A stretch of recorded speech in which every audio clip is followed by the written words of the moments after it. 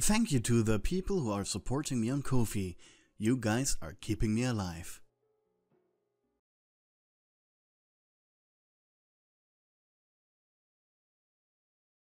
This happened all too often. The Angel's Share, most popular tavern in Mondstadt, being filled to the brim with people. Shouting, drinking, and eating. The morrow was great and the people even greater, with the overall mood and emotions being bright and playful even. The dream of any extrovert. People just being happy. But that was only for the customers. For the employees of the tavern, this exuberance was a little much.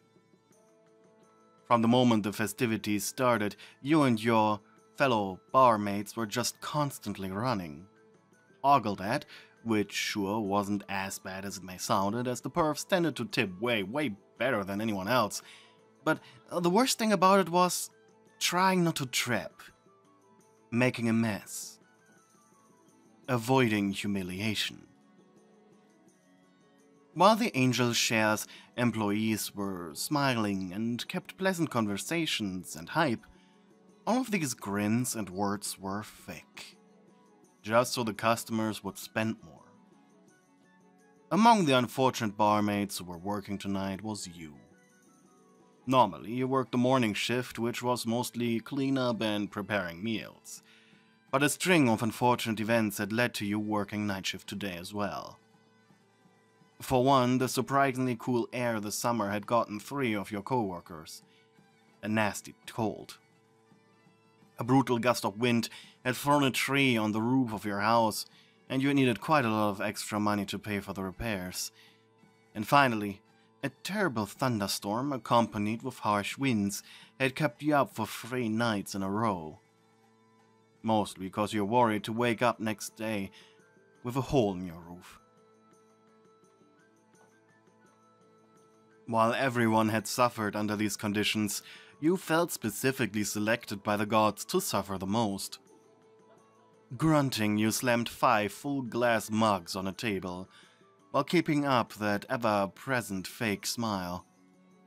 Though your eyes were betraying you. If any of these drunkards would look up from your cleavage, past your toothy, hollow grin, they would immediately notice. Thankfully, nobody did that. With a seductive smirk, you collected their tips before returning to the bar. Charles was busy mixing drinks when you arrived. "Oh, thank Barbados," he growled. "What?" "The bar needs a new drink. He asked specifically for you to deliver it." You blinked, perplexed. "Why?" Charles reached down and pulled out a tray with 2 mugs.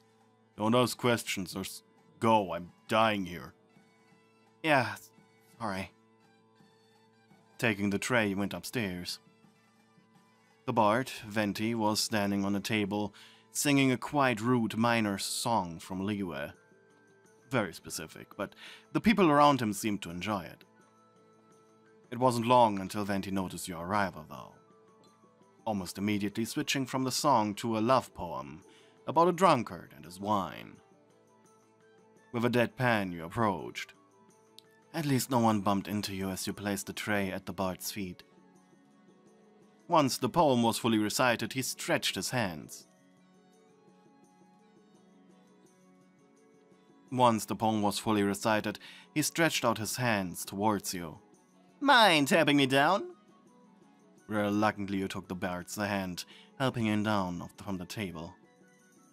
However, as you turned away to go back to Charles, Venti grabbed your wrist. It was a light touch, similar to a child wanting its mother's attention. "My apologies," he said, giggling a little. "Would you mind waiting a bit?" "It's busy," you said directly. Smirking, Venti didn't let go. "Well, I guess a break is what I need." Smirking, Venti didn't let go. "Well, I guess a break is what I need right now anyways," you muttered. "Splendid!" After Venti shooed away the crowd, The two of you sat down in front of one another. With a smile, he took one of the mugs before looking at you expectantly. "What?" you asked, confused. Smiling brightly, he nodded towards the other mug. "No, not interested." Venti blinked. "It's yours. Besides, I'm on the job. I can't drink." Venti's grin became toothy as he kept nodding towards it. Seconds passed as you just looked at him, expectantly nodding towards the filled mug with alcoholic apple cider in it. The longer he kept doing it, the more hilarious it became. It was difficult not to start chuckling. "What are you trying, Bart?" you asked. No answer. You rubbed your hands over your face. "Fine." You took hold of the handle, and after clanking your drinks, the two of you started drinking. Your pride as a barmaid was on the line here. Eyes focusing on the Bart, you began downing the drink, not stopping until he did. However, to your surprise, he looked back at you. Venti was challenging you. Your eyes narrowed. Placing the empty mug down, you weren't even blushing. So was the Bard. "You're good," he commented with a smirk. "Sure, I guess." You were about to stand up, but then he said, "So, you're forfeiting already after this one drink?" You blinked. "I have a job to do." Smugly, he threw a pouch filled with more on the table. "I know, it's drinking with me." Your gaze shifted from the money to the empty mug, then to the Bard, then back to the money. You were about to throw your own money on the table to raise him, but then he stopped you. No. This is just, call it a small tip for your service." You inhaled sharply through your mouth before grinning. "Fine by me, then. It's your money." Like pretty much everyone in Mondstadt, you didn't know Venti's secret identity, Lord Barbados. Or well, more, Venti was Lord Barbados' identity. This meant, however, that him being a god and all that, well, drinks didn't really have an effect on him. Yet somehow, you managed to match him shot for shot. However, Venti soon realized that you simply were far too stubborn to give up. And you'd probably drink yourself into an early grave before forfeiting. The Bard could admire that. In fact, he found it very appealing. He stared at you wide-eyed as you sat there, inhaling and exhaling heavily through your nose. Your stomach was a little bloated already by now. "As pretty as the saint of love, yet stubborn like an ox, takes more than a man to please her. So let me offer my hand in taming her." He chuckled, and you blushed. Clearly, he was talking about you. "Don't mock me with your poems," you barked, sounding more aggressive than you actually wanted. Thanks to all that precious golden liquid. You immediately retrieved your head. I'm sorry, I shouldn't shout." Venti chuckled. "Why?" Mockingly, he spread his arms. "There's no one here."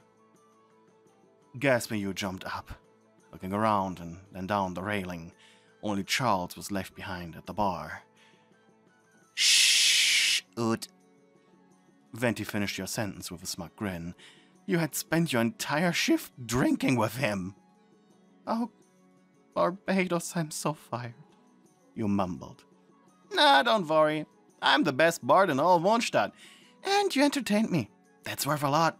I'll put a good word in for you." "Sure, whatever."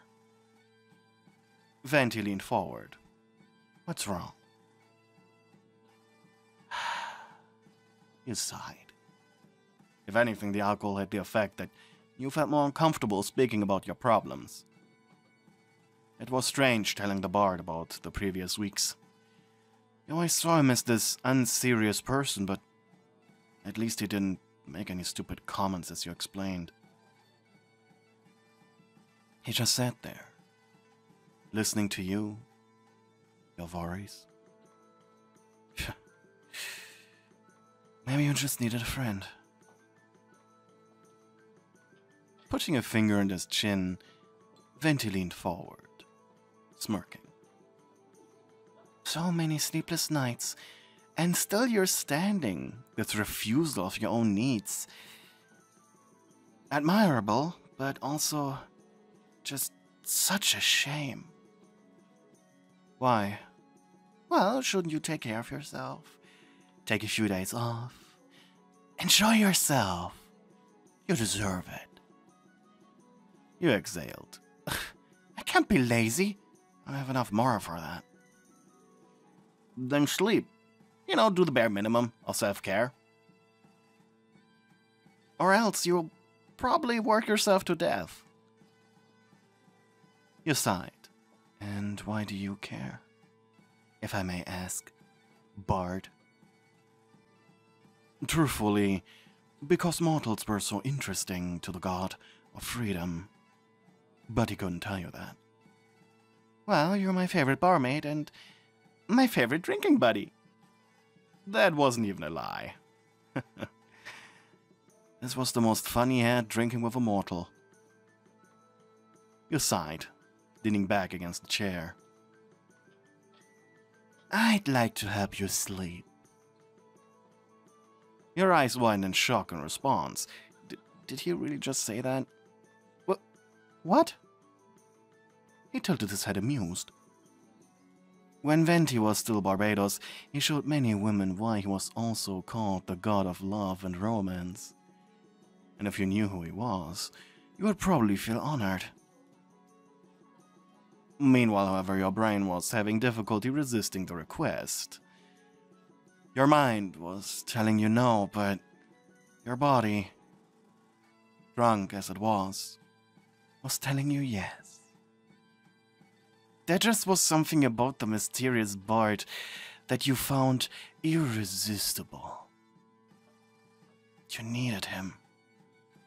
Or at least that's what your body was telling you. And how are you going to do that? He smirked. I thought you'd never ask. You were standing inside your bedroom, blushing heavily. You knew Venti didn't have a home. To him, this probably was just some sort of payment to sleep in your house. You had guided Venti here after he had kissed you. That was enough. That was enough. He had made his intentions clear.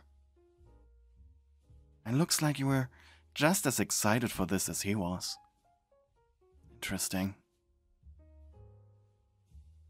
Your house was small, relatively speaking. You couldn't afford much. At least your house was still within the protective city walls. And you tried to do the best when it came to interior designing. So it didn't look empty or boring. The moment the door was closed behind you and the bard, he started going at it. A little surprising, sure, but man, he was powerful. There was true grip strength there. That's the best how you could describe it. As he sealed your mouth with his, and the bard's slender tongue pushed past your lips. Your eyes rolled back. Incredible. You had never kissed like this before. It was as if he knew exactly how your body functioned, his hands wrapping around you. A cascade of gentle touches followed, in just the right spots. Just when you needed them. You haven't even gotten to the main course, and already this was the greatest experience you ever had.